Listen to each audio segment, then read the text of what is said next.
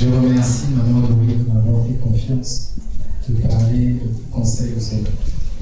C'est très difficile de porter un conseil sur les hommes parce qu'il y a tant à dire pour qu'un homme puisse accomplir la volonté de Dieu sur cette terre. Je vais faire un résumé, une synthèse des conseils les plus importants qu'un homme ou un futur homme doit faire pour accomplir sa destinée.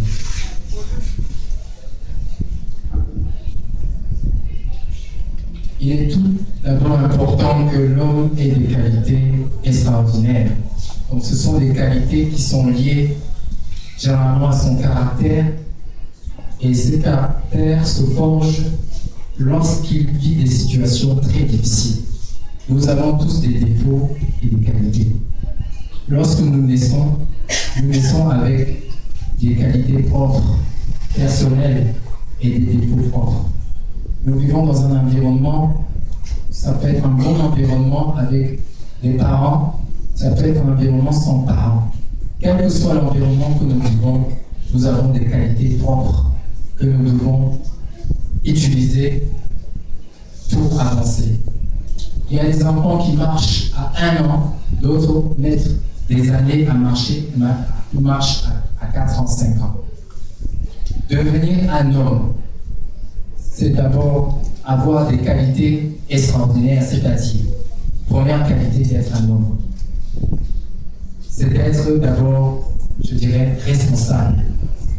Avoir de la responsabilité, c'est d'assumer toutes les erreurs qu'un homme, en tant qu'homme, je puisse faire. C'est aussi parfois, malheureusement, assumer les erreurs des autres.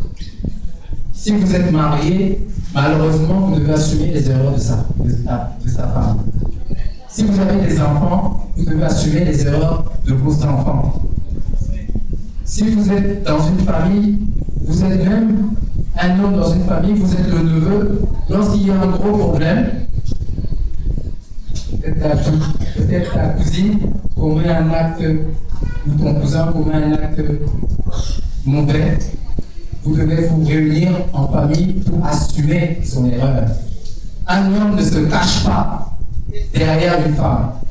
Un homme ne se cache pas derrière ses responsabilités.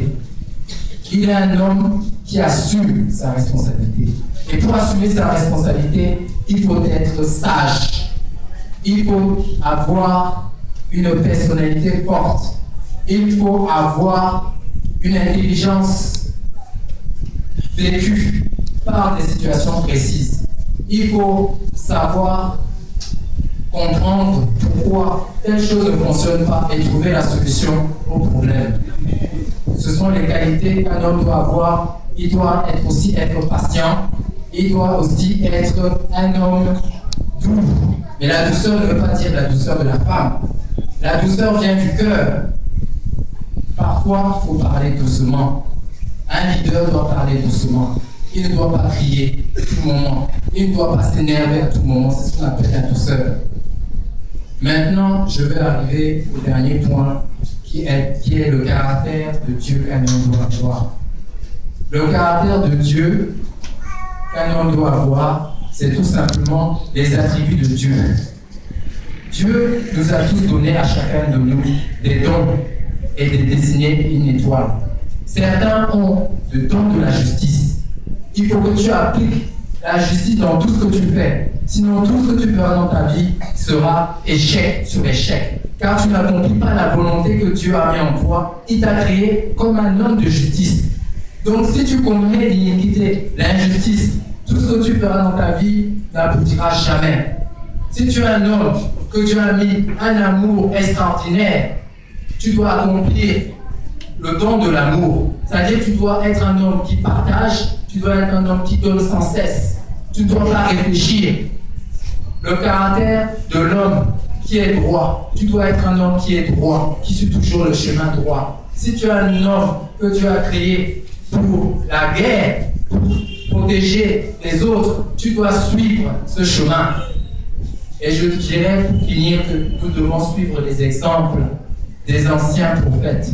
Nous devons suivre l'exemple de Jésus-Christ, qui est le meilleur représentant de la divinité sur terre. Il a le meilleur, il a le mieux représenté Dieu sur cette terre. Aucun homme, aucun être, aucun esprit n'a mieux représenté Dieu Tout-Puissant sur cette terre. Tout ce qu'il a fait, nous devons essayer de le faire. Nous devons devenir le meilleur de nous-mêmes.